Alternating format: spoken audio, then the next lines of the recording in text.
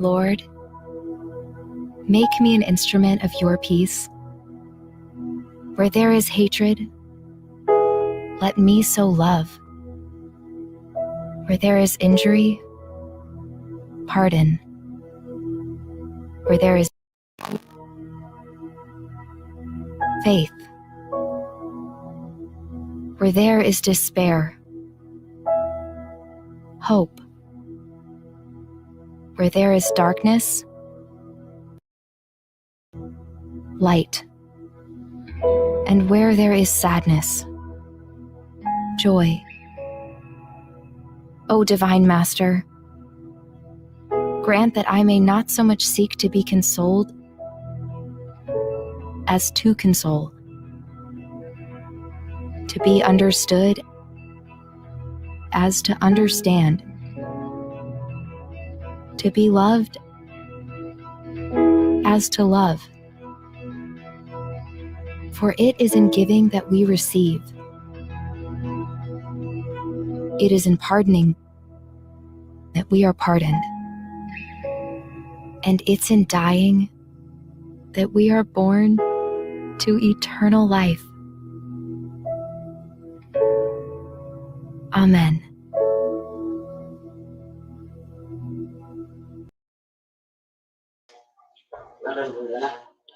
Good day, everyone. As much as Sir Martin Luther King Jr. said, our lives begin to end the day we became silent about the things that matters. So welcome to our second day webinar workshop entitled Literacy on Sensual-Related Crimes, together with the Capital University and hosted by the College of Criminology. We welcome everyone, and we acknowledge the presence of our university president, Attorney Casimiro Juarez Jr. Together with him is Dr. Fe Juarez, our Executive Vice President. Also, we acknowledge the presence of our Vice President for Academic Affairs, Dr. Amor Q. De Torres, and also our Vice President for Administration, Dr. Franco Flores. So, good day, and to our deans from the different colleges and heads of the different departments of Capital University. Once again, good morning. For our webinar workshop in continuation of our celebration for the 50th founding anniversary of Capital University, together with our celebration of the Festival Knowledge and the Women's Month. Let's have Ms. Reina Jean Pagon to introduce to us our resource speaker. Thank you so much, Ma'am Elle. Once again, good morning, everybody. I would like to acknowledge our very own university president, Attorney Casimiro B. Juarez Jr. Sir, good morning. To our Executive Vice President, Dr. Fe R. Juarez. To our Vice President for Administration, Dr. Franco C. Flores. To our Vice President for Academic Affairs, Dr. Amor Q. De Torres. Ma'am, Sir, good morning. To the deans and heads, faculty and staff of Capital University, to our students and guests coming from different organizations, schools, and universities, once again, good morning. It is my privilege to introduce our resource speaker this morning. She is currently the branch clerk of court of Regional Trial Court, Branch 17. She is former court attorney 4 of the Court of Appeals, Mindanao Station, under the direct supervision of Justice Ronaldo Martin. She also finished her Bachelor of Arts major in Political Science at MSU IIT last 2011. She finished her Bachelor of Laws at Cagayan University last March 2016. She also took her bar review class at University of the Philippines Diliman campus and passed the bar on her first take on May 2017. She is now currently taking up her Masters of Law at San Beda University College of Law Masters Program. Please help me welcome our resource speaker this morning, Attorney Florence Lagcao. Thank you very much, ma'am, for that introduction. Good morning, everybody. It's a beautiful Saturday once again.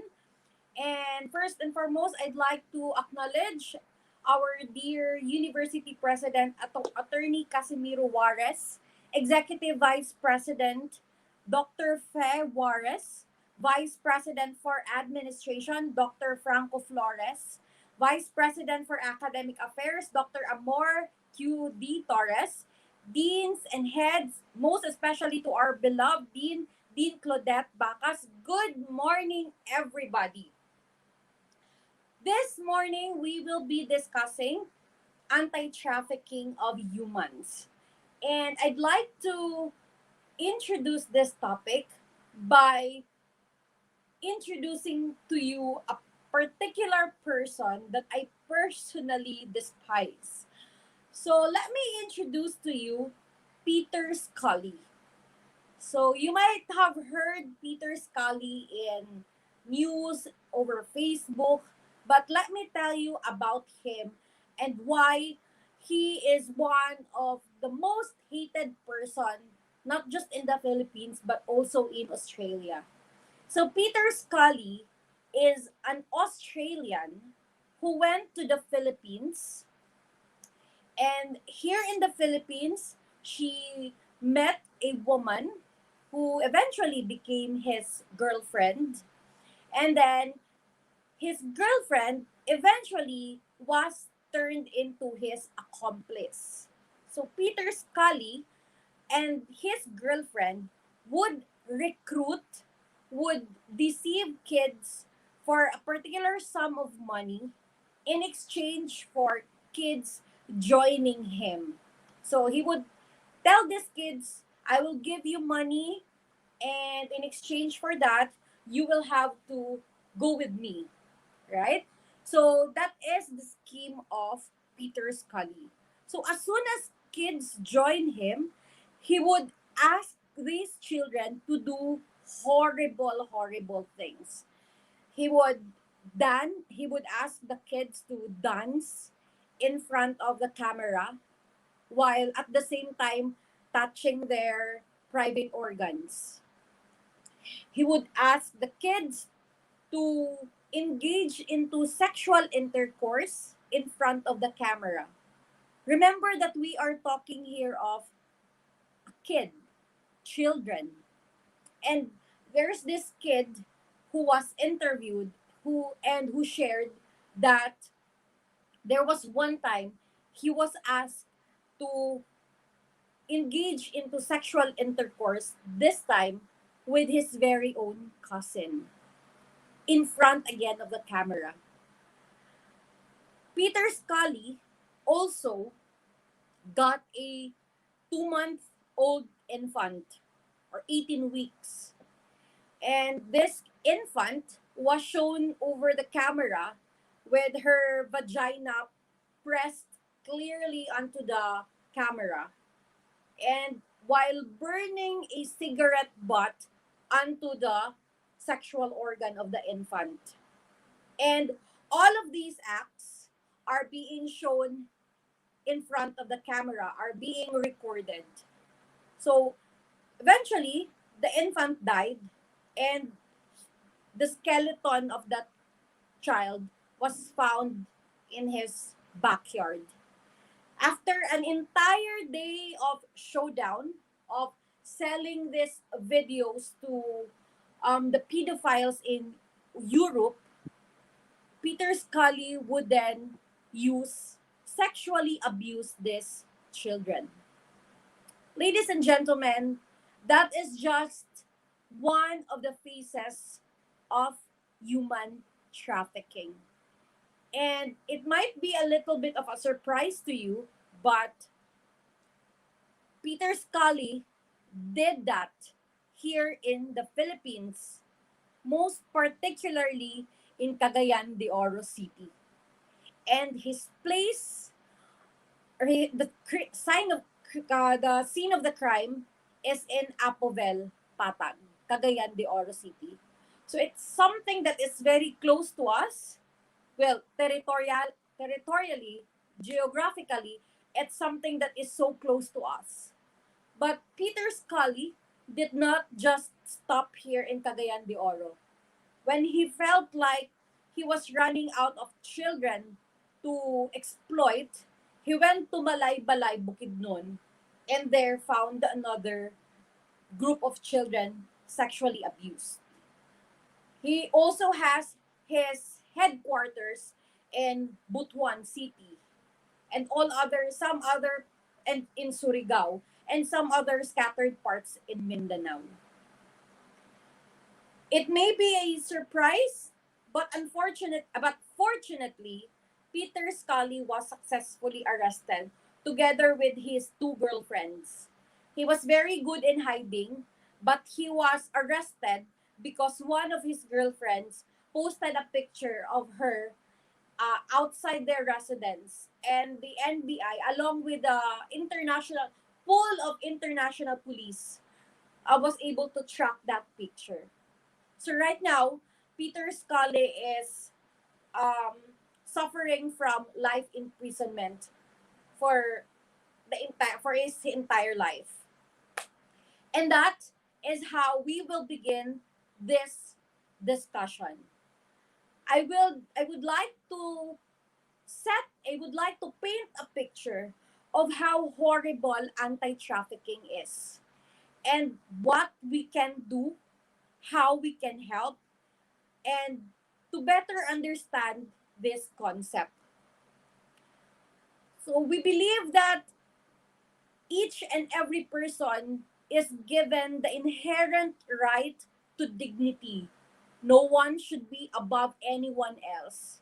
However, that only happens in the ideal utopian world. In reality, we live in a society where poverty and poor economic status forces people to make their dignity a luxury that not everyone can afford. Ladies and gentlemen, if you hear of trafficking in persons, you may synonymously think of modern slavery. So, human trafficking can also be referred to as modern slavery, where a person's freedom, a person's consent is placed unto the hands of one person. Trafficking of persons, as horrible as it may sound, is the buying and selling of humans, of human beings, for the purpose of labor, sexual slavery, involuntary servitude, or even you put a person into your custody, you ask the person to serve you in exchange for the debt of the parents, for example, or even the own debt of that one person. Today, we shed light to the topic as we try to understand how one can be a victim of human trafficking. On to my next slide, we talk about statistics. Statistics would show that 60,000 in the Philippines itself, 60,000 to 100,000 children are victims of human trafficking. Much of the demand for prostitution in the Philippines comes from tourists and tourist spots, considering that Philippines is a destination country. Some of the exploitations usually happen in Boracay, Angeles City, Olongapo, Puerto Galera, and Surigao. Internet trafficking is also very common in the Philippines. So it's not just the physical buying and selling of human beings. It also happens in the internet. Considering that Filipinos are very good in speaking English, and we are also very equipped in using the computer, it is not a surprise that internet trafficking is very common. So the children committing these acts typically are not older than 12 years old. And each show can cost them around 5,000. So statistics would show that the main causes of human trafficking in the Philippines are poverty, low economic development in communities, of gender inequalities, limited employment opportunities, and even existence of and access to public infrastructures. Large, why even the fact that there's large family sizes and parents incapable of providing for their children is one of the causes, primary causes of trafficking in our country. Human trafficking is a serious problem in our country. But what really is trafficking? What are the acts considered as trafficking? What are the means? What are the methods? And what is the primary purpose? On to my next slide, you will see there three highlighted words. You have there acts, means, and purpose. For acts, these are the three words that you have to remember when you try to assess whether or not an act is human trafficking. Okay, so these are the three things that you have to check. Number one, what are the acts involved? Okay, so the acts in human trafficking could include recruiting, transporting, harboring, and receiving. Later on, we will be putting illustrations so that you will fully understand these three words: act, means, and purpose. So remember that in trying to assess whether or not a situation is a trafficking in persons, you look into the act of that person, whether he is recruiting, whether he is transporting a person, whether or not he is harboring a person, whether or not he is receiving a person. Okay? And the means, on the other hand, this is the method. So, how was the trafficking, how was the buying and selling um, uh, was placed into action? So, it could be through threat, it could be through force, it could be through abduction or kidnapping. It could be deceiving the person.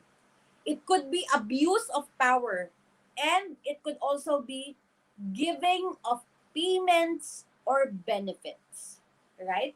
So again, we look into the acts. So what are the acts? We look into whether or not the person is recruiting, the person is transporting, or the person is harboring or receiving a person. And then we look into the manner of doing it. Was it done through threat? Was it done through force? Was it made through kidnapping, deception, abuse of power? Or was it made through giving of payments? And the third word that we have to remember is the purpose. So if the purpose of doing the act and using the means is for exploitation, then that is illegal human trafficking. And human trafficking, ladies and gentlemen, does not just happen in the islands of the Philippines. It happens all over the world. On to my next slide, you will understand, you will see that it's not just here in our country. You cannot just say na, in the US, for example, there's no such thing as human trafficking. There's no such thing as human trafficking in other foreign countries. But wrong. It's everywhere. It's around the world. So, in your screen right now is an example of human trafficking that happened between Philippines and United States. In every situation, we will try to determine the acts, the means, and the purpose. So in this instance, Maria, the Filipina girl, felt very lucky because she was recruited from her northern island in the Philippines. Note that it is usually these areas in the Philippines where exploitation usually happens. So Maria felt very lucky because she was recruited and she was given a position to work in California. So after she arrived there in California, um, the trafficker, the one who recruited her, confiscated her passport and insisted that she has to pay $10,000 because to pay for all the expenses of traveling. Maria was never informed of this agreement that she has to pay a huge amount of 10,000 US dollars in exchange for her employment. She was not informed that she cannot leave anytime because her passport was with her employer. So the trafficker offered Maria, and of course Maria said, I cannot afford $10,000. That's exactly the reason why I came here to the United States because I want to earn money. And so I cannot pay the 10,000 pesos. And so what the trafficker did was that she was um asked to perform work for 18 days a day and she's only paid a few dollars per hour. Okay, she was made to serve an old age woman. Okay, luckily there's someone from the neighborhood who was able to observe the condition of Maria and was able to report it to the authorities, and so Maria was rescued. Okay, to fully understand human trafficking, let's try to dissect the situation. First, let's go with act. So, what is the act of the trafficker? He he or she recruited Maria. So that's the act. All right. So we already have the act. What is the means used? Well, it could be that she deceived Maria into believing that there's really uh, a good employment waiting for her in the US. So the act is recruitment, the means is deception, and the purpose is exploitation. That is human trafficking through forced labor. On to my next slide is another example of human trafficking. This is what I mentioned earlier as the debt bondage, wherein a person is left without choice but to serve for that person who he or she owes money. So this happened in Cambodia. By the way, these are situations that has been gathered by the United Nations and United Nations um, advocacy group for human trafficking. So here you have debt bondage. Here, Kim wants to help her family to purchase a home. And so Kim accepted the offer of one from the neighborhood who said that you can borrow money from me. Eventually, however, for years of trying to pay, Kim was unable to pay the utang. Okay, and it grew so big because of interest and penalties that Kim has to ask her own son to eventually start as well serving the creditor. So imagine, Kim was only 12 years old when the debt bondage happened. And she was, after 20 years, she was still unable to pay the utang. And so she asked her very own son to help her in paying the utang. And I think that forever that will be a cycle. And from one family member to another family member, that will take place. That bondage. All right? So what is the act? The act here is, what is the act? It's also recruiting, or recruiting a person to work for him or her. And the means employed is also giving payments or benefits. So okay, and as well as deception, because she was made to believe that it's pure utang, and that's not, um that will not turn into a human slavery at the end of the day. But no, it is it is trafficking, because at the end of the day the purpose is to exploit the person, to make use of the person without proper compensation. All right, let's go to the next slide. The next slide is just similar to the death bondage, but this time, and this usually happens in the Philippines also, wherein a person is made to believe that there's a good employment somewhere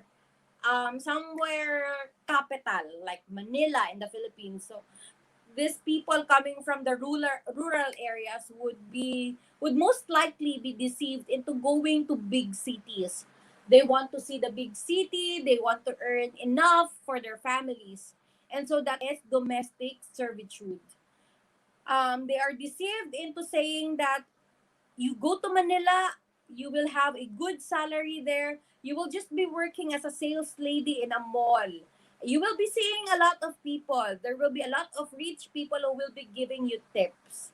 And then eventually, when the person agrees to it, was deceived into agreeing, they are not really brought to a super they are not really brought to a mall. Even sometimes they are brought to a sardines factory. They're asked to work there for 12 hours straight. They're only given 2 to 3 hours of sleep, and they're back again in working without compensation. That's trafficking. On to my next slide. We have here sex trafficking, which I will be highlighting in my discussion as we go on, in the spirit of woman empowerment and women's month. All right, so this one here is um a little bit intriguing, because Sophia had a boyfriend who eventually was turned into her fiance.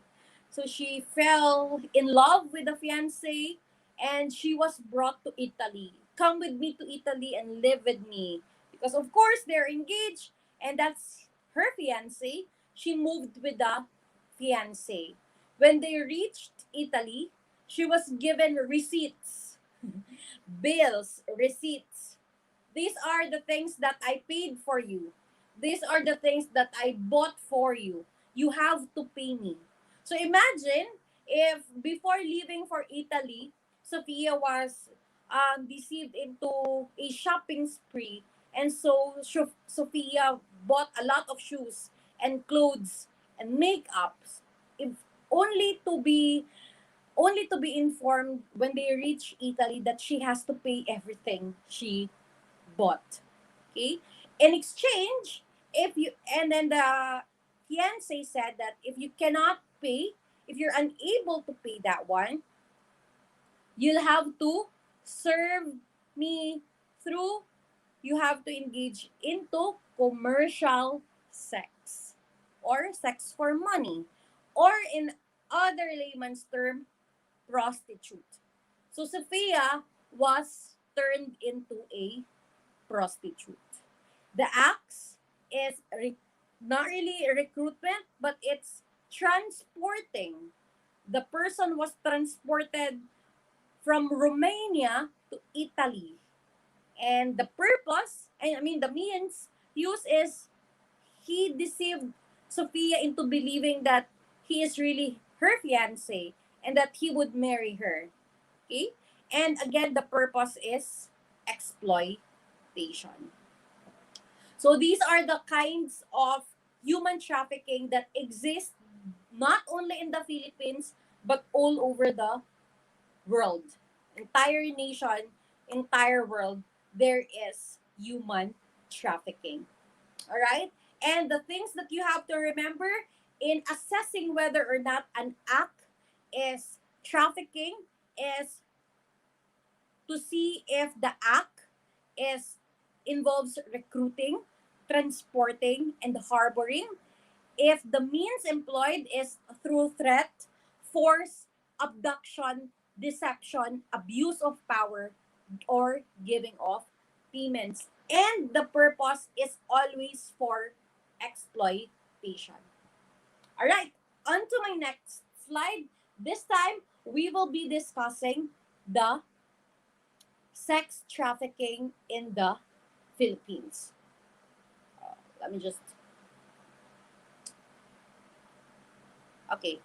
All right. So, the Philippines has become the global center.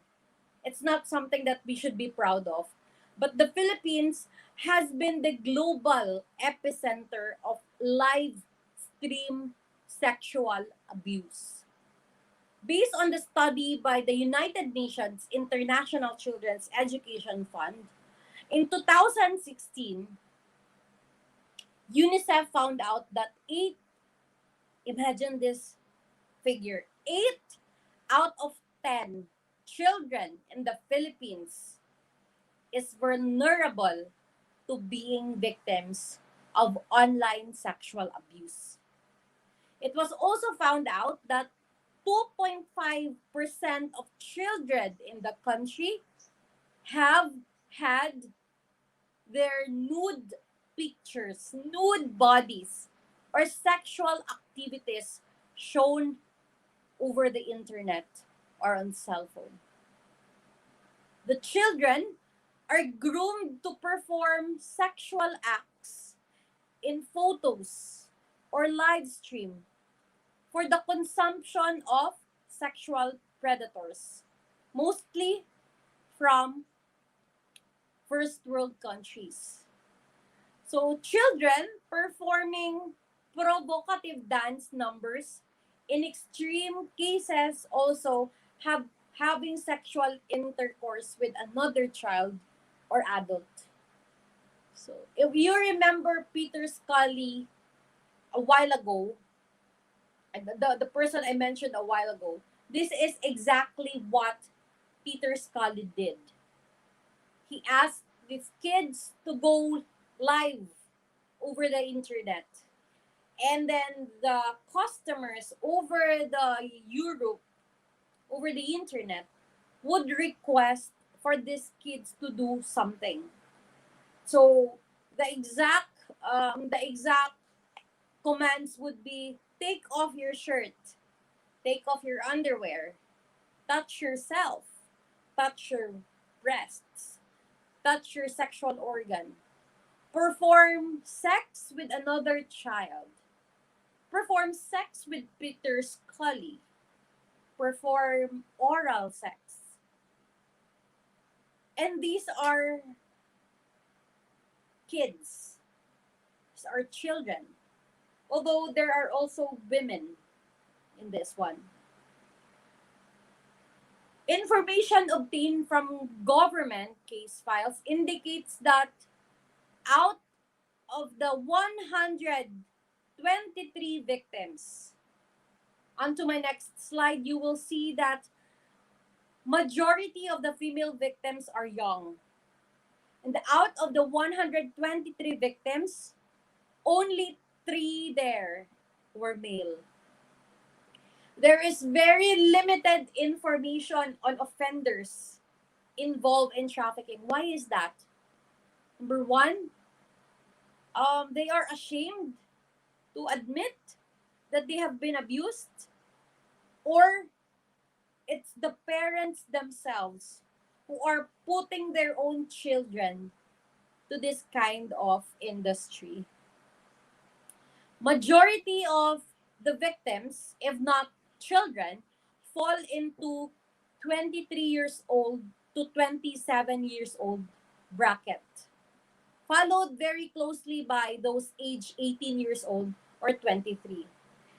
Majority of the cases involve victims that are trafficked in Japan, Korea, Malaysia, where when they reach these countries, they are hired, they are recruited as prostitutes. And in the Philippines, victims mostly came from National Capital Region, Region 3 and Region 4 of the country. Estimates provided by experts reveal that majority of the traffic victims are adult females followed by minor females. And recruitment, it's not all the time that the recruitment is illegal. Okay? So there are those agencies who would really register to the SEC. It would really make itself look legal. Okay? But as soon as the recruited person is brought to the other country, that is where the illegality comes in. Okay? So, um, recruitment may have been through legal or illegal agencies, and most victims may be a willing traveler because, of course, no one can drag a person to go to South Korea. So there has to be a very lucrative offer that made the person agree to come with that person to South Korea, for example, or Japan. Most come from Metro Manila, particularly in Quezon City. And in provinces, it's usually from Pampanga, Cavite, Batangas. And in Mindanao, it's in Zamboanga, Caraga region, and Davao. And offenders of human trafficking in the Philippines, especially in sexual trafficking, um, there is only very limited information as to the offenders. Oftentimes, of victims refuse to give information about them for fear of reprisal. That you may speak now, and the offender might go to your house and attack you or whatever. Okay, or the fear that they may no longer find work abroad. That's the fear. In the Philippines, the most common scenario of sexual trafficking is when a woman is lured, is deceived um, into unemployment in Manila. So I'm sure that you've heard of stories like this. See, Inday is from the province. Inday have never seen Metro Manila. Inday was has never ride an airplane. And then one day, Madam comes to their village and would look for sexy females, pleasing females, and would say that I have a very good job offer for you. Let's go to Metro Manila. I will make you the front desk of a big hotel. You will have good salary. You can help your family. You can send your siblings to school. That's the very typical line of these recruiters. And of course, women, especially because Filipinos are very family oriented, would really be enticed to come with a recruiter. So they will go with a recruiter, and they will um, go to that particular place where they are promised to work. When they reach a particular place, it's not what they think it is. So sometimes it's a prostitute house. Sometimes it's a bar, a karaoke bar. Sometimes it's really a pimp house wherein women are housed and men gets to choose among these women to get into sexual intercourse. Though the problem with that is that the very problem with that is that these victims do not have way to escape, right? So they do not really have way to escape because as soon as they are brought to this casa, they are their movement is limited, and they're only they're only allowed to go out when there's customers to engage into sexual activities. And you may say that that's an outdated practice. That's not happening in the present times. Wrong. Even up to this moment, we are still experiencing sexual trafficking. On to my next slide, we will be discussing recruitment practices and modes of trafficking. So, how do they implement this trafficking? So, trafficking in human beings usually involve illicit practices such as recruitment, abduction, kidnapping, leaving the country through the southern black door with no legitimate documentation. So I'm sure that you've heard of this, that some would go through Zamboanga, Tawi-Tawi, and then would cross the ocean and then would reach Malaysia and then would look for employment in Malaysia. Okay, that's a very general knowledge. It's an open secret. Everybody knows that, but everybody does not know that it's illegal, or everybody does not know that it is dangerous. So why are people doing this? The people, despite present legitimate channels, would do this because there are a lot of foreign employers waiting for them in Malaysia. Even if the salary is very low, even if the working conditions is terrible, Filipinos would risk their lives to get this employment. And also because of the stringent government requirements and time-consuming procedures, they would instead opt to just doing the backdoor method. Okay? So at this point of the discussion, you will understand that trafficking is not just about sexual trafficking. There are a lot of means, there are a lot of methods into a as to how a person is to be trafficked. Okay? So it could be illegal recruitment, the promise of non-existing jobs, or a jobs different from those promised. It could be airport escorting scheme, wherein airport personnel escort individuals without proper, will not check your proper documentation, will let you through past that airport, and then from there they have syndicates who will fetch you and who will be performing illegal recruitment. There's also other methods like photo substitution and passport tampering, wherein you're given an illegal document, you're asked to fly the country, and from there you're given a different identity. Sometimes this happens with illegal adoption, wherein a person wants to adopt a child and make it as his sexual predator. Okay, so he would just house the kid and abuse that kid over his house. But he wants a foreigner, or he wants someone from the Philippines. Matchmaking for marriage is also human trafficking, wherein a spouse visa is provided to an individual with the possibility of remaining legally, and when you when you reach the when you reach the country, that's the time that you are exploited.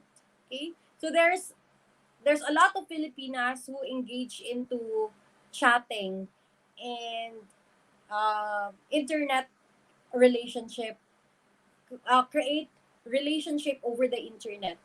But we have to be very careful because there's a lot of syndicates who would go through this method of chatting the woman and then eventually making a relationship with the woman and then asking for nude pictures or asking her to perform sexually over the internet. And then the woman, on the other hand, is deceived into money.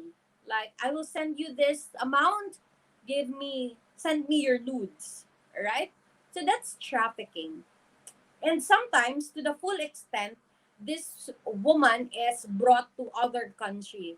And without any idea, the woman is turned into a prostitute into another country.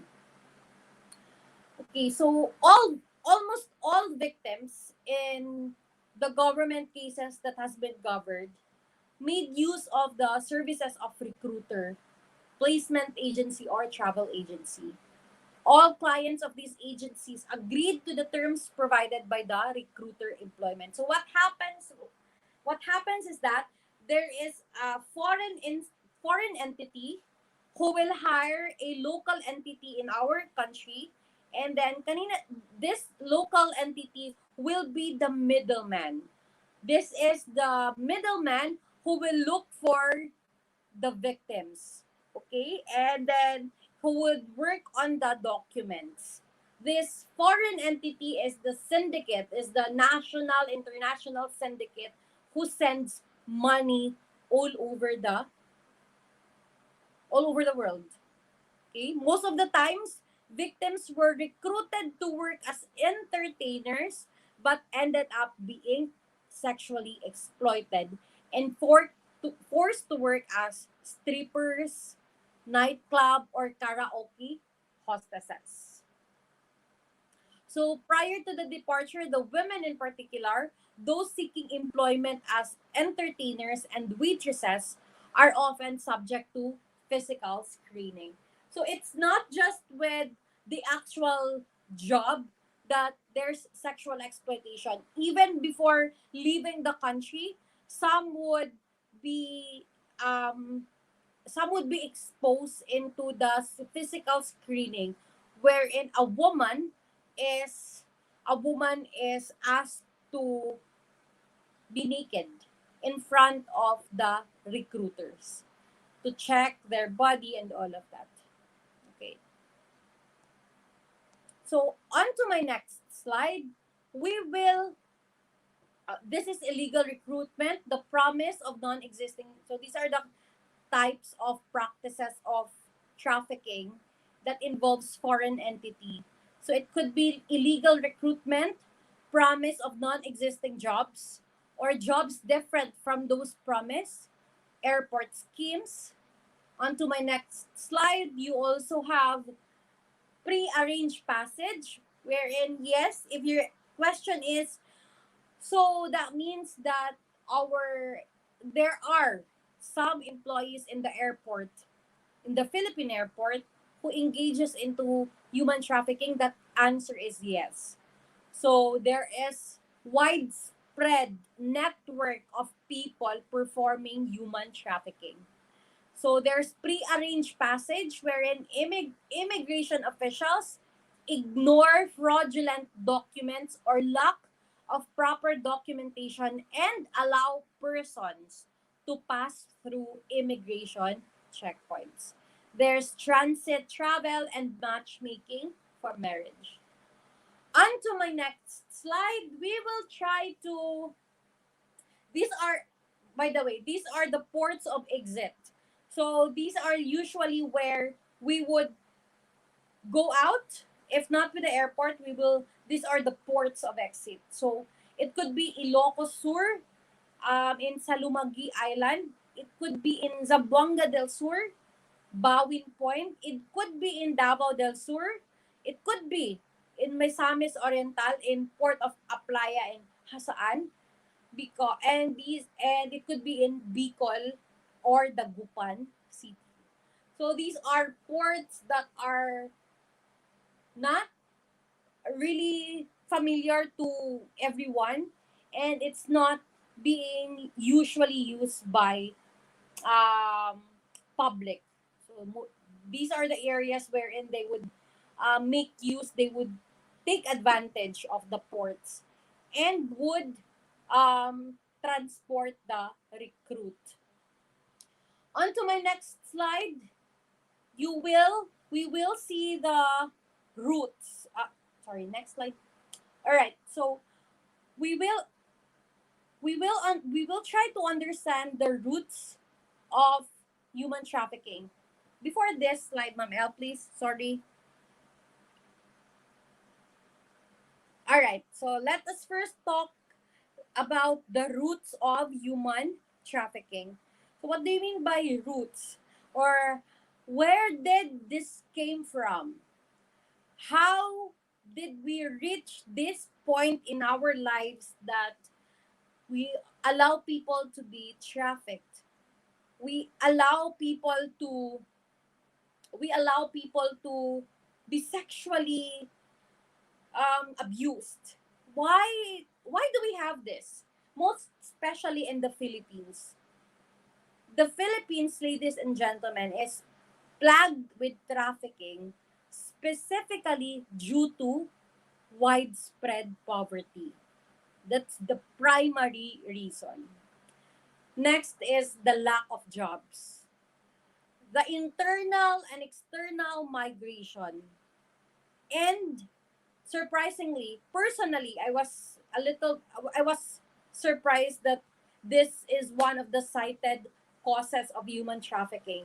But do you know that the cultural norm in our country of prioritizing family over one's own well-being is also the cause of human trafficking.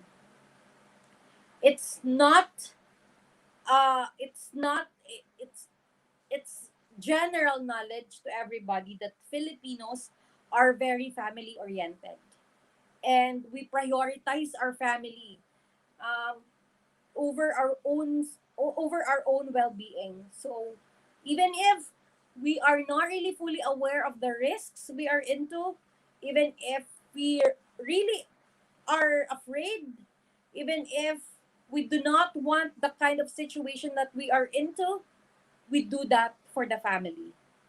And because of this, Philippines is being targeted to meet the increasing demand because of our vulnerability that comes along with the high rate of poverty, which creates an environment for people to more easily be taken advantage. Now, another cause why the Philippines is very prone to human trafficking is, surprisingly, is because we are very proficient in English. All along, I thought that's a good advantage. All along, I thought that it's a blessing for Filipinos to be English proficient. That even if you were not able to finish college, or even those street vendors and all those people you see everywhere, Filipinos have this inherent ability to speak English well. Even if it's not well constructed sentences, we can communicate with the foreigners. And according to the United Nations study, that's one of the causes. That human trafficking in the Philippines is very rampant because we can interact with foreigners. And most of the time, it's the foreigners who, one of the um, perpetrators of human trafficking are the foreigners. Okay? So it's common sense that if you're not able to speak English, then you really cannot engage so much with a foreigner. But because Philippines is very proficient in the language, then that has become a leverage for the perpetrator. So again, it's poverty, it's the lack of job opportunities, it's the failure to it's the failure to assess the risk in employment because we would like to prioritize families' well-being over ours, and unfortunately even the fact that we are proficient in English. At the heart of this crime are impoverished Filipino families. In a recent findings of the International Justice Mission, which was created only in the year 2020, it was concluded that human trafficking in the Philippines is a family-based crime. What do you mean by that? And this might sound shocking and offensive to you, but 41% of the sexual trafficking in the Philippines involves and or is perpetrated by the biological parents. Yes, it's the parents themselves who would offer their kids over the internet. I am from Iligan City, and there's this barangay in Iligan City called Barangay Saray. And for the longest time, the operatives of the NBI and international groups have been have been conducting series of surveillance over that barangay in Iligan City because there's this household there who has been offering children to foreigners. So what makes it different with Peter Scully's case is that she is the mother of the kids. She would show her kids to foreigners. Terrible things. She would, I'm sorry if this might sound offensive to you, but this, she would, I cannot even say the word, but for the purposes of, for the purposes of fully giving you a picture of what is happening in the Philippines. A mother once licked the sexual organ of her very own child over the internet in front of the camera in exchange for money. And that has become their source of income. And it happened in our neighboring city, Iligan City. The mother at the same time would ask children from their neighborhoods to come over, would play with their kids, and would ask the two of the kids to kiss, to touch one another's sexual organ. And can you imagine how terrible the act is? How horrendous it is? And in fact, when that household was eventually raided, the children were defending the were defending the mother, saying that my mother is just working hard for our sake. The children were crying and hugging their mother, unaware of what their mother is doing to them. It's terrible, but it's happening. The father, on the other hand, would also help in the selling of his very own daughter. And it might send goosebumps to you. It might sound very terrible, but it is happening. Why? It's easy money.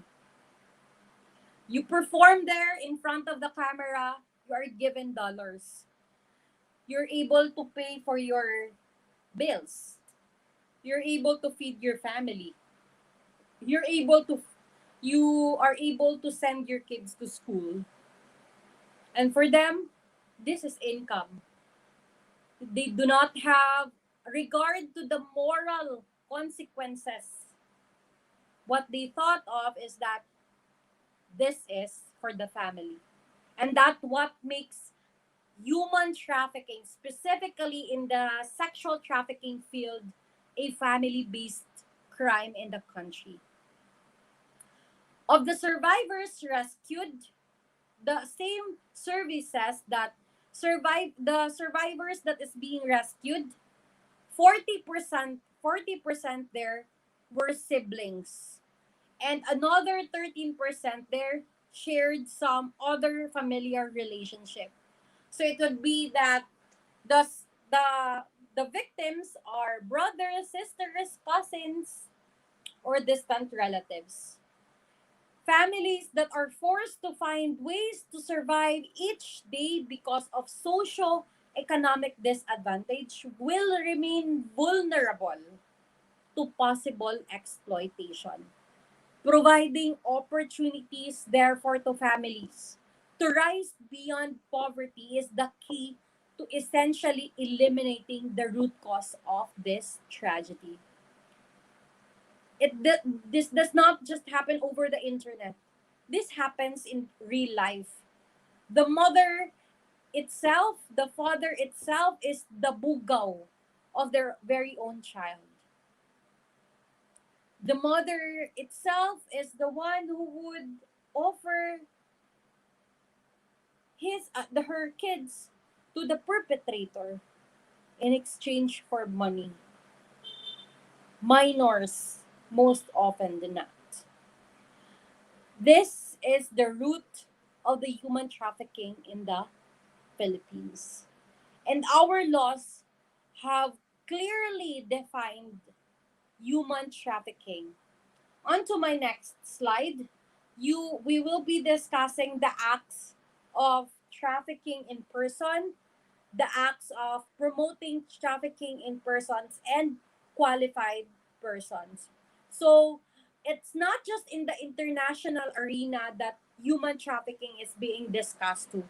In our country, we have already created a law called Anti-Trafficking of Persons, wherein we have clearly defined what trafficking is. So in our law, trafficking in persons is an illegal act considered as a violation of human rights and is inimical to human dignity and national development.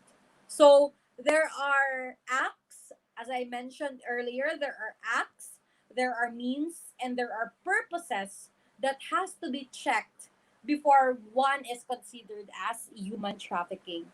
So it involves recruitment, hiring, offering, transporting, transfer, or any means of crossing the person from one border to another. Okay?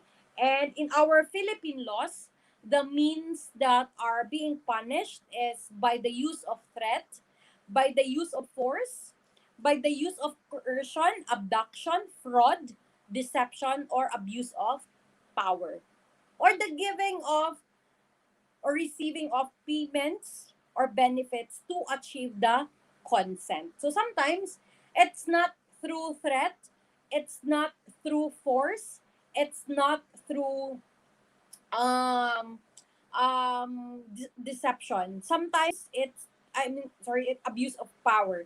Sometimes it is through giving of consent. Giving of benefits, giving of money, just so to achieve the consent of the person. And the purpose is always for exploitation. The purpose is always for prostitution of others. Or the purpose is for forced labor, slavery, involuntary servitude, or the removal of organs. It could be that when you are deceived into a huge sum of money in exchange for your kidney, then that is human trafficking. Why? Human beings are supposed to be not subject of sale. And trafficking does the opposite, the exact opposite. Let me just say that again. Human bodies are not supposed to be a subject of sale. Human bodies are not for sale. You are not for sale just to perform sexual act. You are not for sale just to be a slave and serve your boss. You are not for sale for selling your body organs. These things are yours, inherent to human being, and this should not be an object of sale. This should not be um, given a price. Okay?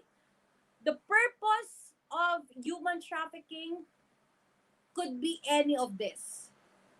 And one of that is the sale of organs. So in the Philippine laws, each of these elements must be present and it must be linked to each other in order for us to achieve human trafficking. So on to my next slide. These are some examples of acts of trafficking in persons. So it could be onto your first picture. Um, it could be the recruiting, hiring. So you can see there that there's a guy offering jobs, and then people are deceived into that particular job. It could also be matchmaking or to introduce or match for money, profit, or material, economic, or other consideration any Filipino woman to a foreign national. So you cannot just ask a foreigner to say, "Hey, do you want a girlfriend? Give me 5,000 pesos. I'll give you a woman." And she will be your girlfriend. And then you will talk to that woman and say, "I will give you 2,000. Be the girlfriend of that foreigner." That that's not supposed to be the case. That's illegal. That's matchmaking marriage. Okay?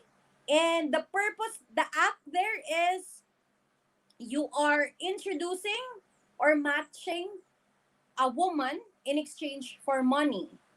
And the purpose there is to acquire, buy, offer, sell, or to engage the woman into pornography, sexual exploitations, forced labor, slavery, or involuntary servitude. So this one is the literal definition of human buy and sell. Okay? On to my next slide. We have another example wherein you recruit, you hire, you adopt, you transfer, you obtain, you maintain, provide, offer, or abduct by means of threat or use of force for the sale of your organs, okay, or for use of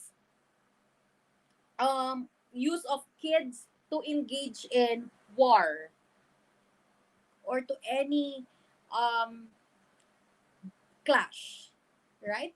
So that is human trafficking of persons. It could also be onto your next slide. It could also be to organize prostitution, like you are the pimp. I will offer you a woman, and then the woman will go with a man, and then God knows what the man will do to the woman. That's trafficking. There's a long list of definitions of trafficking in persons in our law. And in fairness to our Philippine laws, the United Nations said that the Philippines is very compliant to the standard, to the international standard. In fact, we are into the level 1 wherein the Philippines has fully complied with all the international requirements as to protecting with respect to the law in protecting human trafficking. The problem here is with the implementation, because no matter how beautiful a law is, If it is not well executed, then the law will always be futile. All right, now let's move on to my next slide. This one is okay. You may say that I'm not guilty of human trafficking because it's not really me who contacts the foreigner and sells the woman. It's not really me uh who buy and sell woman. Wrong. Because under the Philippine law, we also punish those person who promote trafficking in person. So on to your next slide, we have there when you lease, when you lease or allow your house, building, or establishment to be used for the purposes of trafficking or prostitution. When you have a house, when you have an establishment, and you know very well that that house, that apartment will be used for the purposes of prostitution or for the purposes of trafficking or for the purposes of online sexual live showdown, and you consented, you will be liable under the law. Okay? Knowing fully that your house, your building, your establishment was used for the perpetration of um, prostitution or trafficking. You also have here when you try to utilize your office to impede the investigation, the prosecution of victims. You are also guilty for promoting trafficking in person. When you knowingly benefit from it may be financial or otherwise the use the labor or services of a person held to a condition of involuntary servitude, forced slavery, or um, forced forced slavery or forced labor, then you will be guilty of promoting trafficking in persons. You are also guilty of trafficking in persons if you try to destroy, if you try to conceal, if you try to remove, confiscate, or possess or attempt to destroy any of the evidences of trafficking.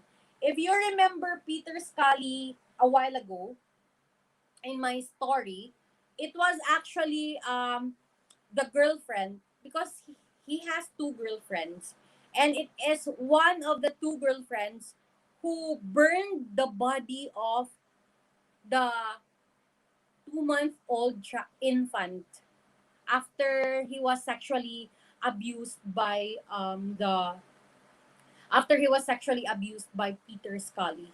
So it was the girlfriend who destroyed and concealed the the object of the trafficking and the place of the trafficking and the victim, and so she as well was guilty of human trafficking under this paragraph promoting trafficking in person.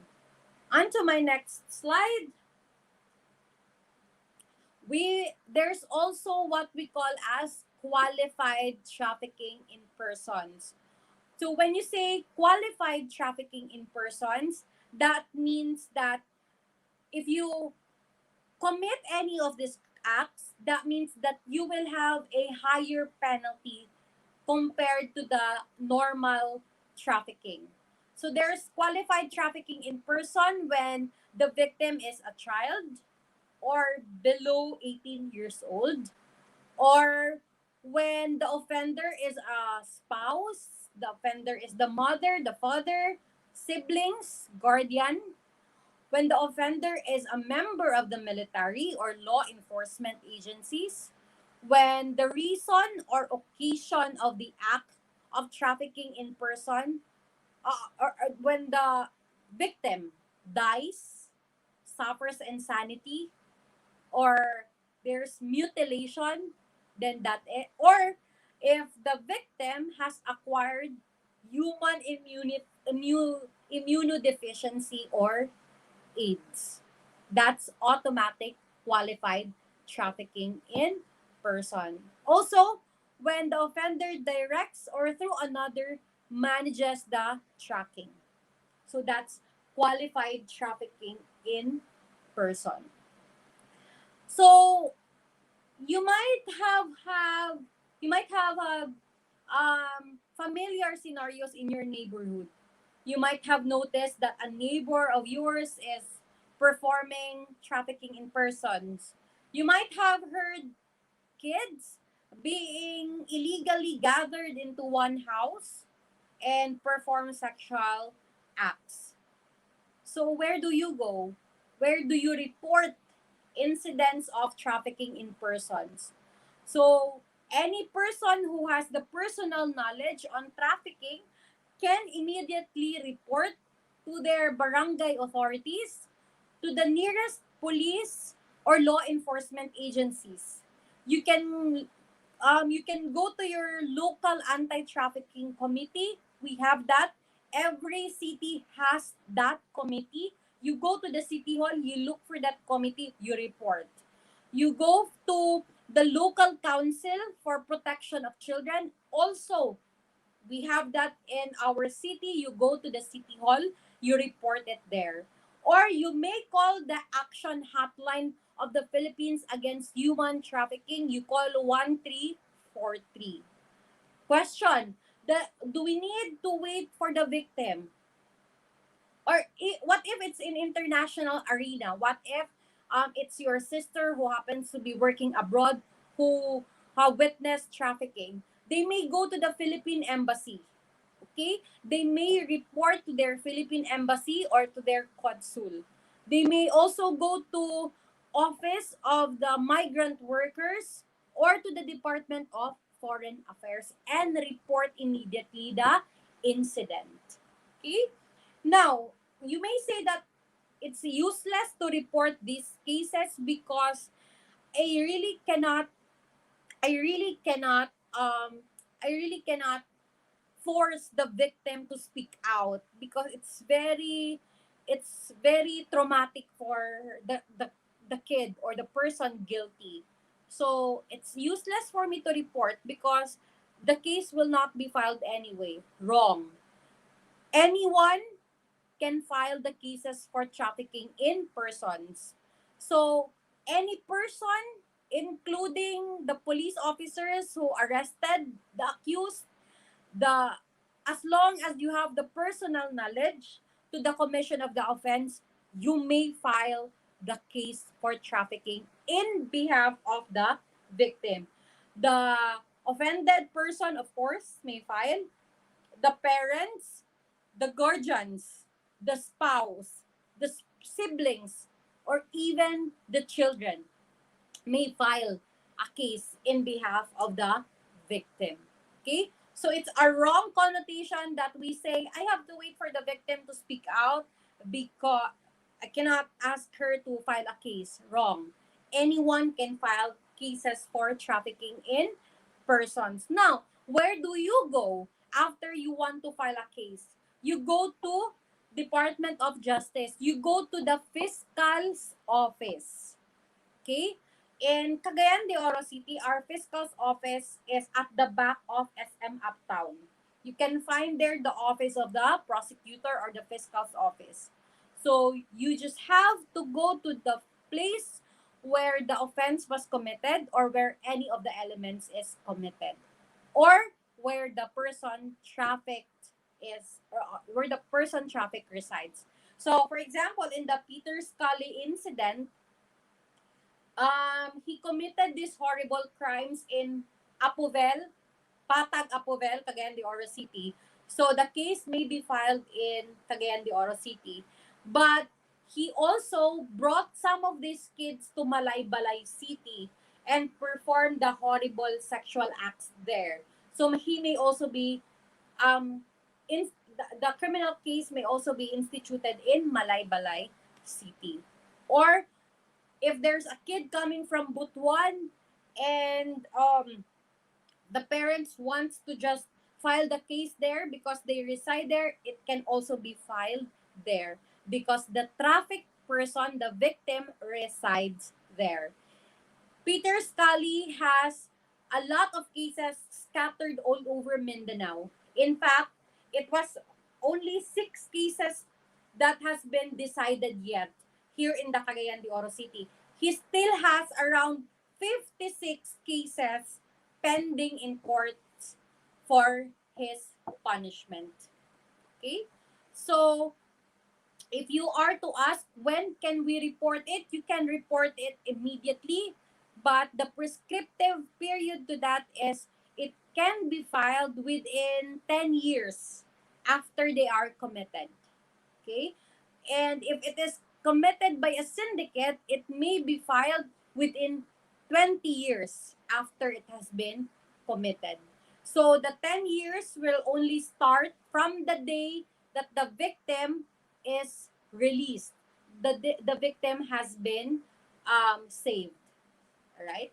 So, on to my next slide.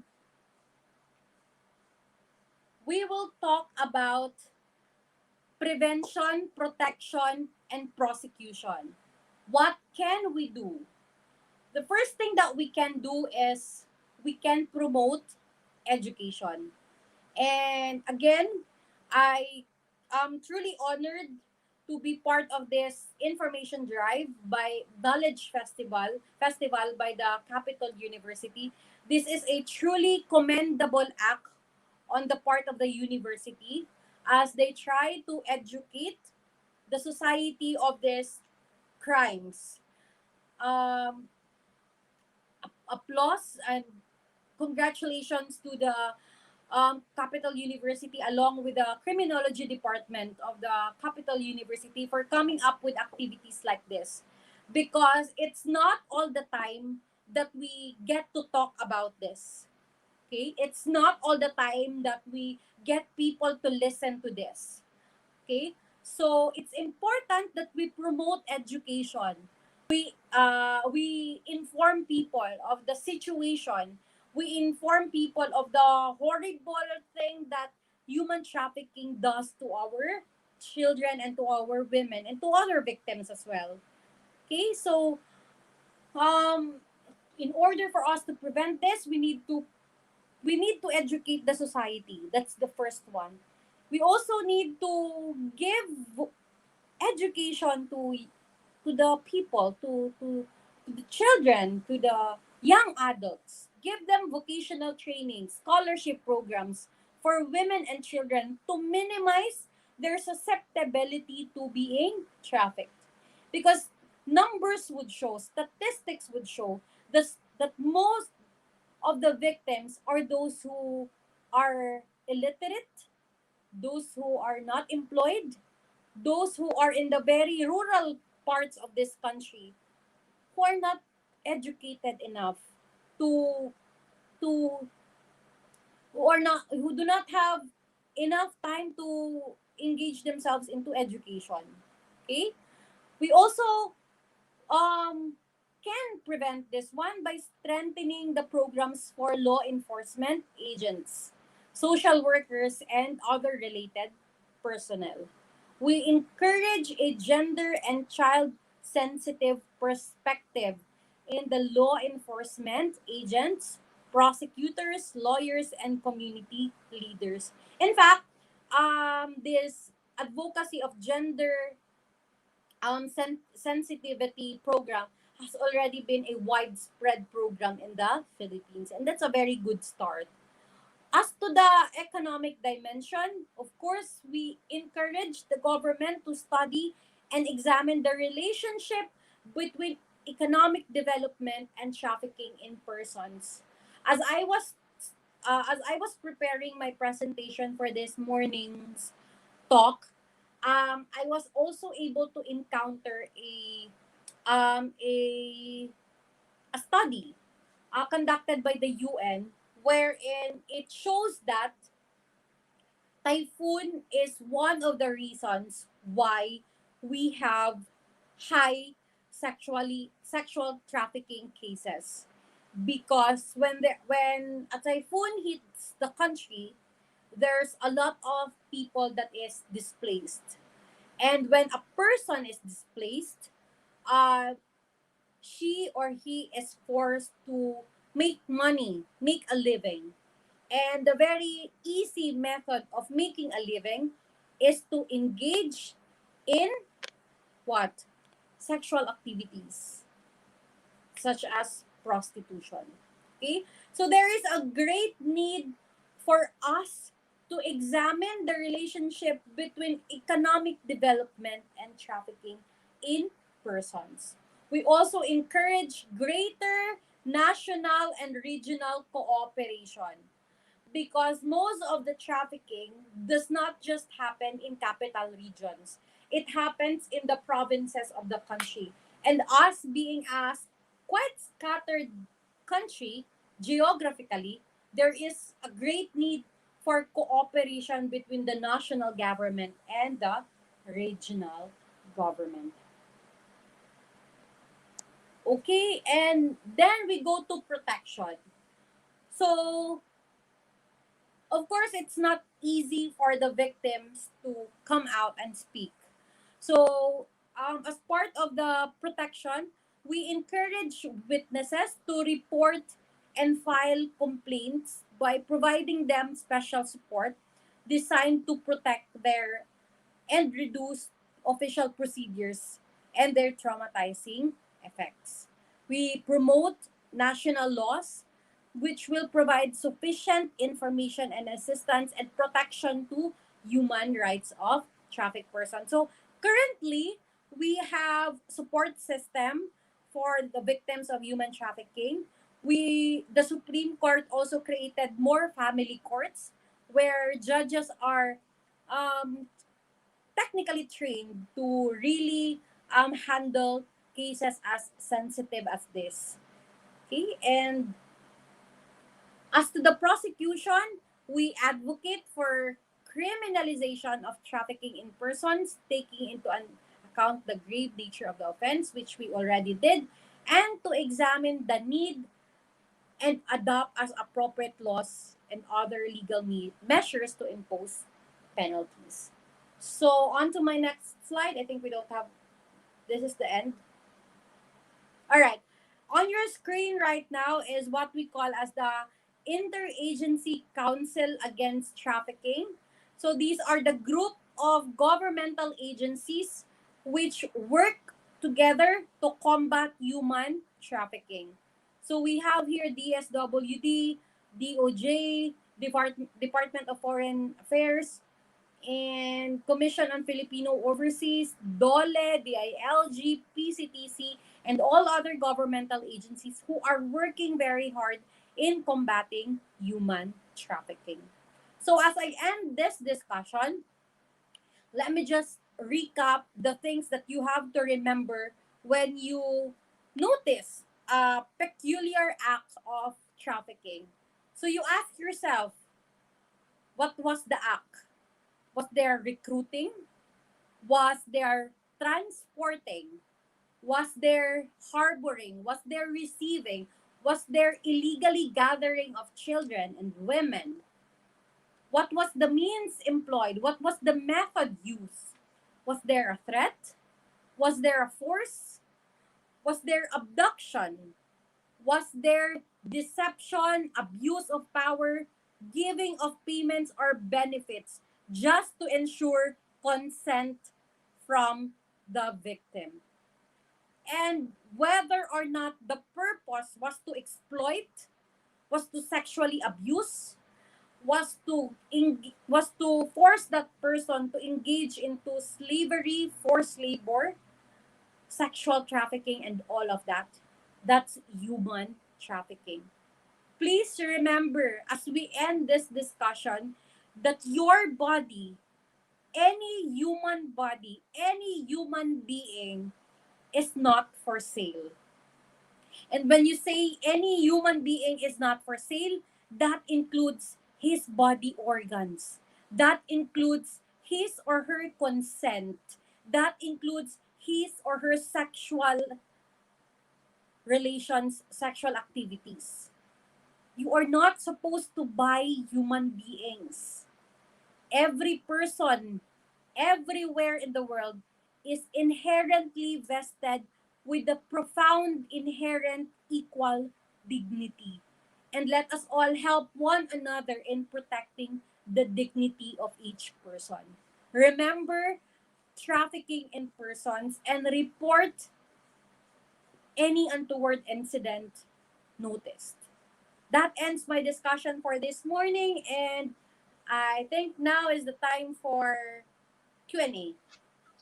Mamel? Yes, thank you so much po, attorney, for a very informative talk about trafficking in person. So it is really indeed important not to know such matter to protect our young women, elderly women, and women alike against abuse and exploitation. So our comment section in our live stream, both Facebook and YouTube, are now open for clarifications and questions. So feel free to comment down below so that we can read and Attorney Lagka will be able to answer and shed light to your clarifications and questions.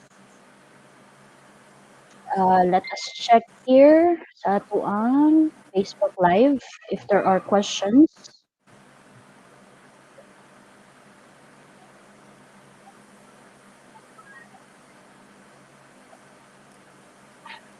So far, there's no questions yet.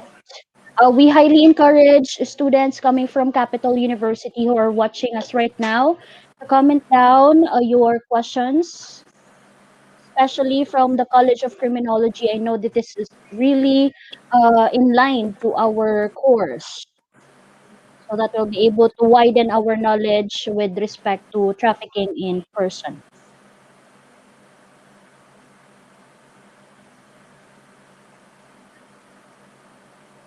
There's none.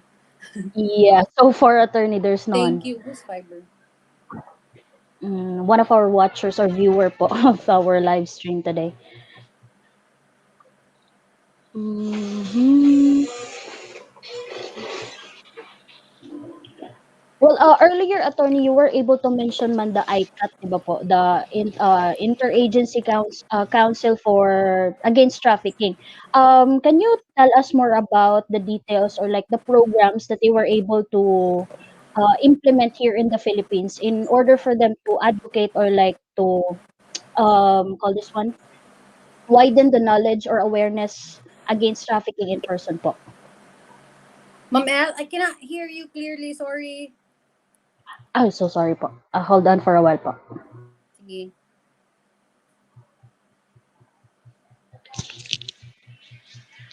Uh, Yes, I actually read a question here. yes po. The question is if there's also trafficking, human trafficking with men. Of course, there is. Um, the highlighted cases has always been with women, but there's also men who are victims of human trafficking. There's a very recent case um, promulgated by the Supreme Court of the Philippines, wherein a group of members of the LGBT community were punished with this law, trafficking law, because they recruited young boys and young adult men, and they were asked to perform as a stripper in a in a club, and that involves men. So this law does not just limit to the victims as women. This also involves men. So um, it may be a misconception because we always hear discussions that only involves women, but no, it also protects men, and we also have victims of human trafficking involving men. Okay, thank you so much for that enlightenment, attorney. So again, no, it's not limited. The rights and the provisions of our law is not limited in protecting women's but also for men. So don't feel too like overwhelmed, or like you will take it as like unfair, but totally our laws are fair. Though it may be harsh, but some Yes, things are still exceptions to the provisions laid out by our law. I agree. Thanks, Attorney Any and more congratulations. questions? Thank you very much, ma'am. Thank you very much for the opportunity, for this opportunity. In behalf of the Criminology Department, I'd like to thank you for giving us the field of well informed. Thank you, ma'am. Thank you po, Doc Amor. We have another question po, attorney, from El Rey Agdipa. So is Mhm. recruiting about NPA or any military is human trafficking, ma'am? That's a very good question because the preconception, the misconception that trafficking only involves sexual trafficking or that's the highlight of trafficking has always been with sexual trafficking, but the answer to that question is yes. So when you recruit a person, and that person was forced into doing something, that's involuntary servitude, and that's trafficking. Okay, so let's try to examine if the act is recruiting, which that happens really in NPA groups, then yes. And the means used are sometimes deception or force or threat, that if you will not join the NPA, we will attack your family, or join us because this is for a greater cause. Okay, and then at the end of the day, the purpose is to exploit these kids. So kids or people who are forced into joining any militant group loses their they are being exploited. They're not freely to move on its own and all of that. So in a sense, yes, that could be tantamount to human trafficking. Okay, thank you so much, attorney. I hope El Riagdipa has been enlightened by your answer po. So let's move with another question coming from Ildun Kultura. Good morning, attorney. Meron po bang protection order given to the victims na OFW or working outside in the foreign country? Yes, if your question is that how do we protect the Filipinos who are being sexually trafficked or victims of human trafficking abroad, usually if an incident is reported to the consul or to the embassy, they will send a team and go to that particular place. Immediately, the person is brought to the embassy's office or consul's office and is taken from that employer. This usually happens in Saudi Arabia also, in Middle East. There's this one incident wherein a Filipina was deceived into an employment in Middle East wherein she will take care of an elderly woman. But when she reached the place of employment, she found out that she was being used as a sexual object. Okay? So the boss is a very rich comes from a very rich family in Middle East, and every day she is sexually abused. There's no elderly woman to take care of. So she was not able to report it immediately because very influential ang iyang boss. So she was not really able to immediately report the incident. She was only able to report it when one time the boss together with the family went to the mall, and she was asked to buy um what do you call that one, kanang tissue. No.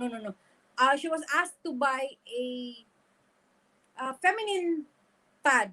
She was asked to buy feminine pad because the daughter of the boss had period that day. So she went directly to the pharmacy just across the store where the boss was staying. And she wrote down in the receipt, help me. And then she placed there the number. No, no, she placed there the address and then Philippine Embassy. And the Philippine Embassy was able to help her. So there was a protection given from her. Um, but as if your question is, if it was the Arabian or the Arabic person reprimanded, the answer is no. So if it's in the foreign country, we really do not have control.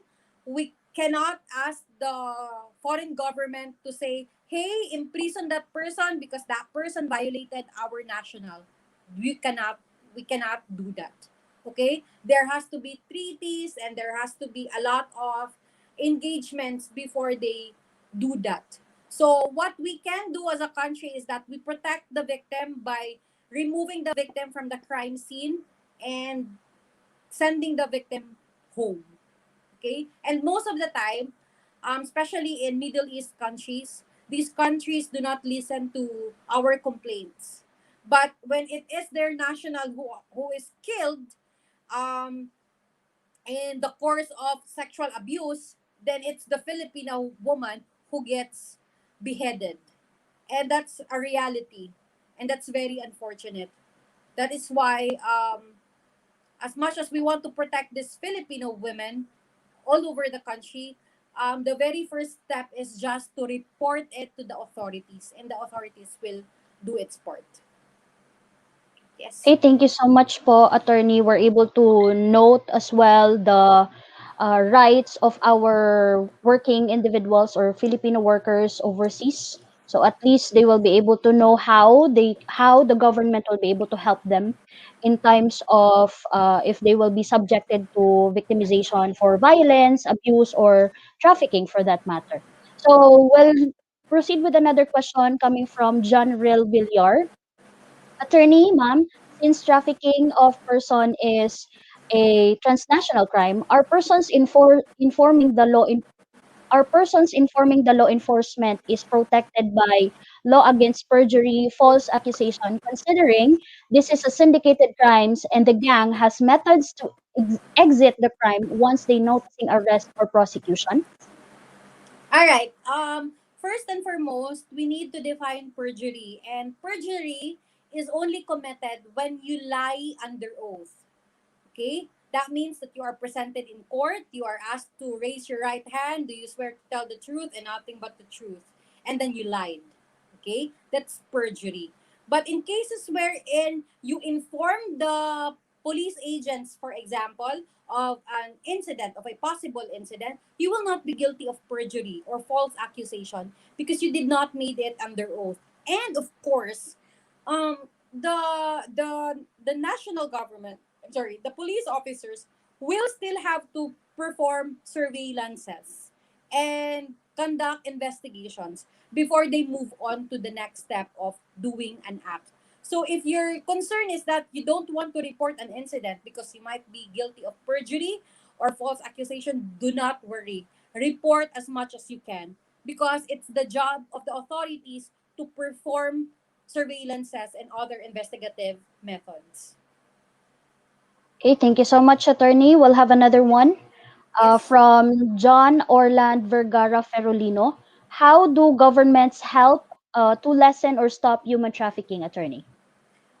The first thing that the government did is really come up with a good law. In fact, our anti-human trafficking law is one of the is praised by the United Nations for being compliant with the international standards. However, the law remains to be a good law, but the execution becomes problematic because in reality, there are agencies in the government who as well is in connivance with syndicates or who is in connivance with offenders or who just refuses to do its job.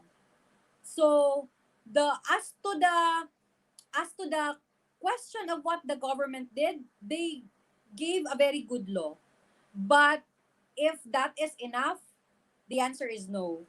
Because no matter how good the law is, if there's no good implementation, then it becomes futile. So ideally, the law is there, the agencies to work on that is there, but the problem as to the implementation is a work in progress. I do not want to say that it's a failure. Let's just say that it is a work in progress. And every day we are trying to improve the system.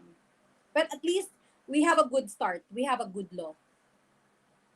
Okay, thank you so much, Attorney. We'll move on with another interesting question no, from John Ray Dave Pagador.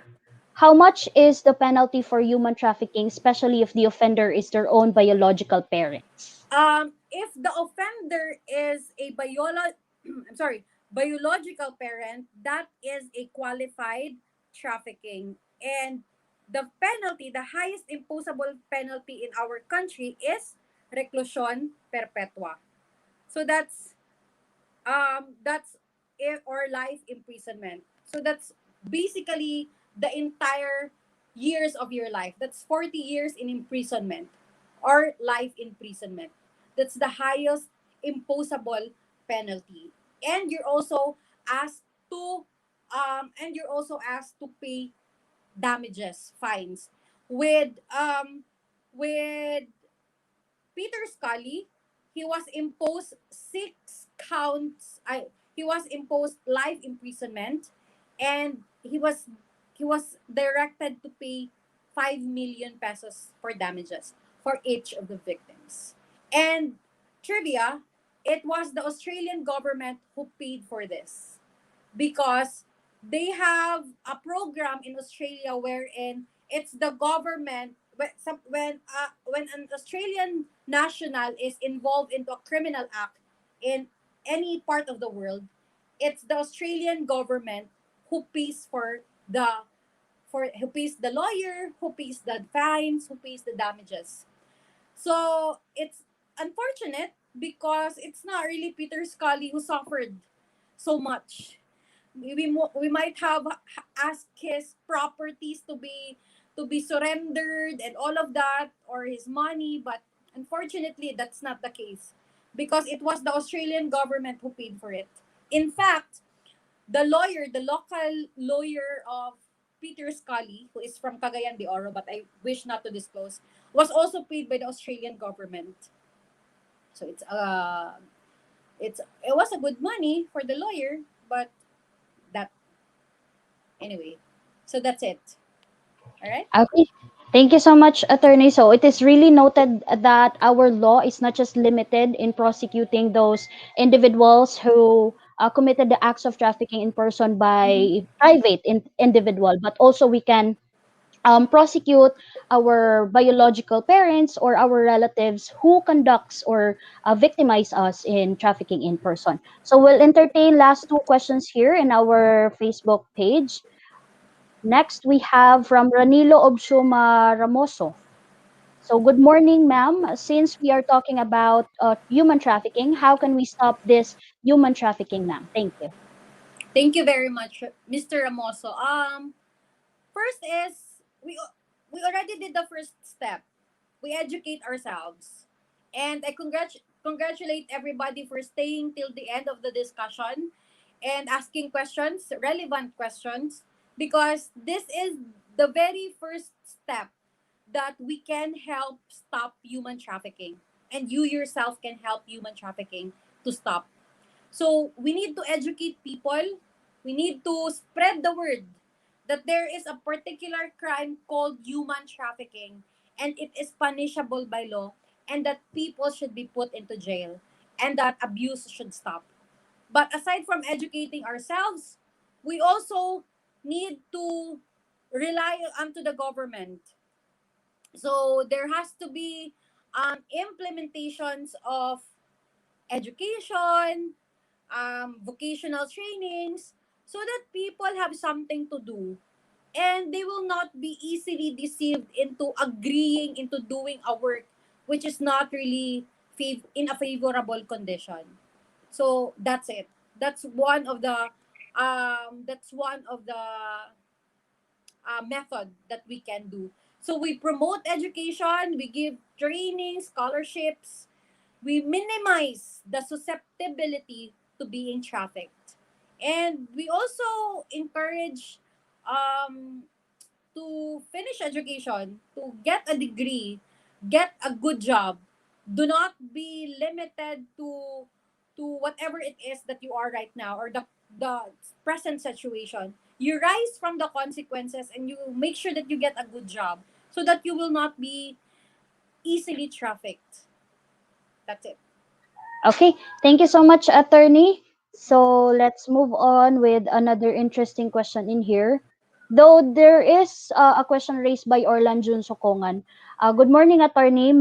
Ask, may I ask lang po about where the filing or processing of a case maybe happen if the offender is come from a foreign country and the victim is here in the Philippines? Okay, human trafficking is always most of the cases in the Philippines always involves foreigners. So if the crime was committed in the Philippines, that means that it's here, like that of Peter Scully, then you may file the case first where the crime was committed, or where elements of the crime was committed, or where the victim resides. Okay? So any of the three, pwede. So long as the victim, I'm sorry, so long as the crime is committed in the Philippines. Why?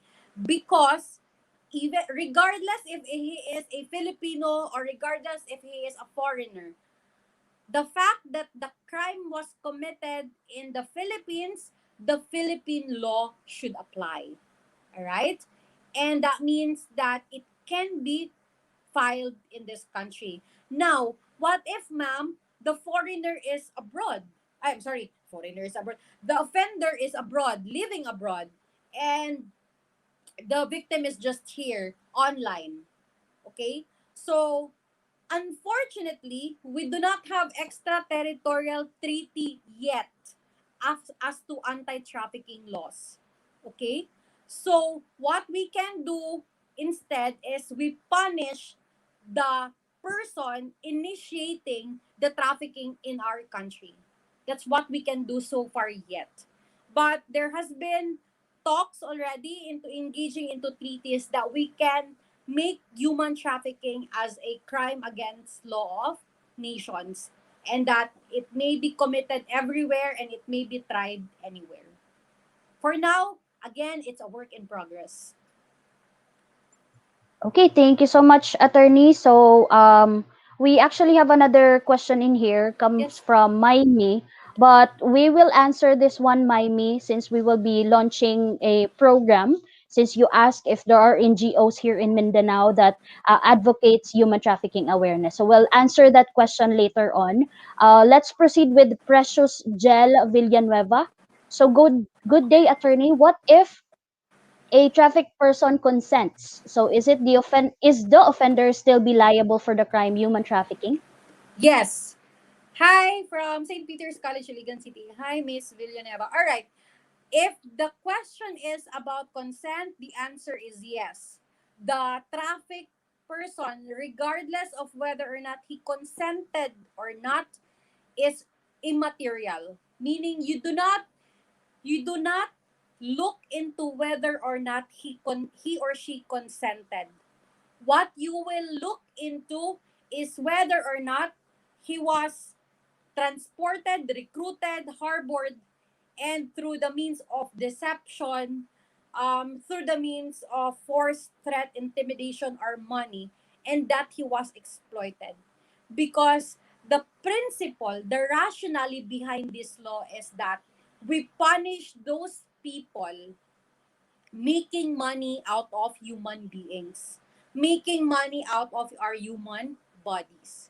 And we already agreed to the fact that there are a lot of instances that we are willing to engage ourselves into that kind of activity because of poverty, because of really difficult life situation. So if we consider consent, that becomes problematic because there are a lot of trafficking all over the world that is initiated or that has been made because initially the person consented to it. Okay? So the lawmakers saw to it that consent is immaterial. So long as the person is exploited, so long as the person is abused sexually, then that person, the offender, will be liable. Remember the story I told you about Barangay Saray there in Iligan City? The children was actually very cooperative. The children was the children actually consented to what their mother did, but still the mother was held liable for trafficking in persons. That's it. Okay, thank you so much, attorney, for again enlightenment and providing us wide knowledge about trafficking and who might be a victim. Would it be through knowledge balang or not? So with that, let's move on with the last question. No, this is just a follow up coming from Sir General Villar earlier, po, attorney. The question he had earlier is about perjury and false accusation. If ever they will be protected. So follow-up question for clarification. I agree to your answer. However, as part of the due process, who will testify in court as witnesses? Is it the informant reported the incident or the police who conducted the surveillance po? It depends upon the fiscal or the prosecution. So, the concern a while ago is that I'm afraid to report the incident because I might be guilty of perjury. Okay? But again, I already addressed that. Do not worry about perjury because at that certain time that you reported the incident, that is still not under oath. And the police will still have to do their surveillance and investigation. As soon as the police was able to perform its surveillance and investigation, they will now go to the fiscal's office and file the case. All right? And as soon as the case is filed in the fiscal's office, the fiscal will look into the investigation of the police and whether or not there is a probable cause to believe that the person charged of, the person complained of is guilty. So it when it reaches the court, there is already probable cause there. Okay? So that means that the fiscal believed you. Alright? So there's no case of perjury. Then as to the question of whether or not who will be the witness, it could be the police officer and at the same time the informant. But most of the time, especially in drug bust by bust cases, the informant usually do not um, do not show up in court or do not testify in court. So it's just the police officer who filed the complaint who will be testifying in court with the presumption of regularity in the performance of function or duties. Yes. Okay, thank you so much, attorney, for that enlightenment and follow-up answer for the question of Sir Villar. So this is in relation to the question if consent is immaterial for the crime of trafficking. So our dean from the College of Criminology emphasizes that most of the victims of TIP or trafficking in persons are giving consent to the crime because they are vulnerable either economically Correct. or mentally. And the traffickers most of the time takes advantage of that kind of vulnerability.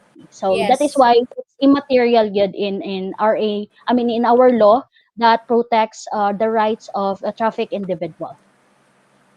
All right, so I think we're good to go with our question and answer. So thank you so much, attorney, for extending your knowledge and your skills with in relation to the legal parlance of trafficking in person related crimes. So at this juncture, we now present the certificate of appreciation to be read, citation to be read to us by Miss Reina Jean Pagon. So Capital University College of Criminology presents this Certificate of Appreciation to Attorney Florence Lagcao, for extending her knowledge as a resource speaker during the webinar workshop entitled Literacy on Sensual Related Crimes held on March 20 and 27, 2021 via Google Meet. Given this 27th day of March 2021 at Capital University, signed by our very own Dean Mary Claudette Locinta Bacas and our Vice President for Academic Affairs, Dr. Amor Q. De Torres. Thank you so much, Thank Ma'am you very Reyna. much. Thank you so much, attorney. So, once again, no, in behalf of the college, we really appreciate your participation and your shedding lights and shedding lights and knowledge to the community of Capital University.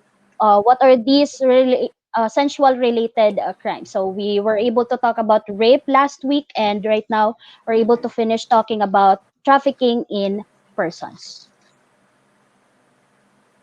Okay, so at this point, we'll now present the program that I have mentioned earlier in relation to the question of my May earlier sa ato ang comment box sa Facebook. Okay, so let's just wait. Okay, hold on. So, as a way to do prevention and protection, the College of Criminology aims to widen the horizon of preventing and protecting the rights of everybody, especially the rights of women and children. So, we are now proud to present the launching of our program entitled Karunungan para sa Karapatan ng mga Kababaihan Program, or initially we call it KKP. So, what are the objectives of such? Objectives of the said program is to provide awareness by educating women of their rights. Second is women empowerment. Third is provide further assistance to the victims, and lastly is to furtherly come up with future programs. Okay. So with that, if in with the objectives that laid out, can you go back to the first slide po? Okay, so objectives na to provide awareness by educating women of their rights, women empowerment, provide further assistance to the victims, come up with future programs. So this is just a launching, but we will make sure that the College of Criminology will be able to materialize this kind of program with the help of Capital University, and if in case there might be organizations that wish to associate with us or affiliate with us to really materialize this kind of program and to start advocating women's right in Cagayan de Oro City. Although there might be programs and organizations that already take their move in empowering the rights of the women and protecting victims of abuse and trafficking, but we would like to furtherly widen that kind of horizon. So for our contact information, to those interested organizations, please do contact us through our official Facebook page, CU Criminology Purple Warriors, and through our email, cucriminology@g.cu.edu.ph. So don't hesitate to contact us to ask for further questions or clarifications about the webinar that we had just had for 2 days of 2 Saturdays right now. So we're able to talk about rape and trafficking in person. So there might be questions that were not entertained earlier due to time, limited time. But rest assured that once you contact these following informations in here, contact informations will feel free. We will be able to entertain you guys and provide extended assistance just in case your questions and clarifications need further counseling. So we still have Attorney Lagcao to help us educate you or clarify the questions that you would like to raise in our contact channels, right? So with that, at this juncture, let's proceed with the reminders, for our poster slogan making contest. So we're able to launch this program last Saturday that we are starting to accept entries or submission of entries from March 20 to 31, 2021. So there are some changes, although that's just the date presenting the exhibit that we will be conducting at Capital University. But rest assured, the theme, the mechanics, the criteria for judging is still the same. So to those interested to join our poster slogan making contest, feel free to reach out your college deans or your college SBO advisor, since we are able to disseminate our entry form. So they will be able to input your names in there and then submit it to our college so that we can take note of your participation. Next slide, please. So mechanics, again, it is open to all bona fide student of Capital University and should have registered to our provided link for the webinar workshop. So we have two webinar registration link, one for the rape and one for the trafficking in person, and a maximum of 3 entries per college and from senior high department regardless of tract. Next. It's not still visible. Indicated in there is actually the materials to be used for the poster slogan contest. So you need to make use of a 1/4 sized illustration board, and you make use of any coloring materials, provided that you should not make use of any cut materials or cut designs to beautify your work. So deadline of submission will be on March 31, 2021 at 12 noon. And poster slogan exhibit will happen on April 5 to April 9, 2021 at CU lobby, and it will be shared and posted in our official Facebook pages. And declaration of winners will be on April 10 to 2021 at 5 p.m. So again, through our posting to all our official Facebook pages. And criteria for judging. So first we have e-votes. We call it e-votes or electronic votes. Get the 50% of your total points from reacting hearts and sharing on the entries posted on our official Facebook page. So our official Facebook page is CU Criminology Purple Warriors. So 50% of e-votes will be calculated based on the 20% of the total heart reacts and will be added to the 30% from the total number of shared posts from our official Facebook page. Remember, the shares and the heart reacts will only be counted if you share it coming from our official Facebook page, which is CU Criminology Purple Warriors. If you so happen to share it from our university Facebook page, which is the one that we are using right now for the live streaming, it will not be counted. All right. Next. The remaining 50% will be coming from our panel votes. So it will be calculated based on 25% of the total score for content, 15% of the total score for creativity, and 10% of the total score of originality. So content should show relevancy on the discussed topic during the webinar. So you depict what rape is and what's trafficking in person is based on what you have learned during the webinar. And creativity should highlight ideas that are extraordinary. So it should not be plain sight or like basic understanding of what our webinar is all about. And originality no should showcase personal touch of the work. Again, no imitation that will be subject to plagiarism, no, or like intellectual property rights. So that might be ground for disciplinary action or much worse like lawsuits, right? So that's the total criteria for judging. We have 50% for electronic votes and 50% for our panel votes. So that concludes our webinar for today. Thank you so much for your participation. So in behalf of the College of Criminology, Capital University, we would like to extend our sincerest gratitude to our university administrators for making this webinar possible, to our university president, Attorney Juarez Casimiro Jr. We have our executive vice president, Dr. Fe Juarez, our vice president for academic affairs, Dr. Amor Q. D. Torres, our vice president for administration, Dr. Franco Flores, and to also to the College of Criminology for initiating this timely webinar workshop, to Miss Mary Claudette L. Bacas, our Dean of the College of Criminology, and to our other faculties, no, not to mention, to Sir Erwin Langam for his support in terms of technicalities and making sure our presentation is well organized. So we are working backstage. And lastly, to all participants from different organizations and student comes from the different colleges of Capital University and other schools in Cagayan de Oro City for participating such webinars. So once again, thank you and may God bless us all.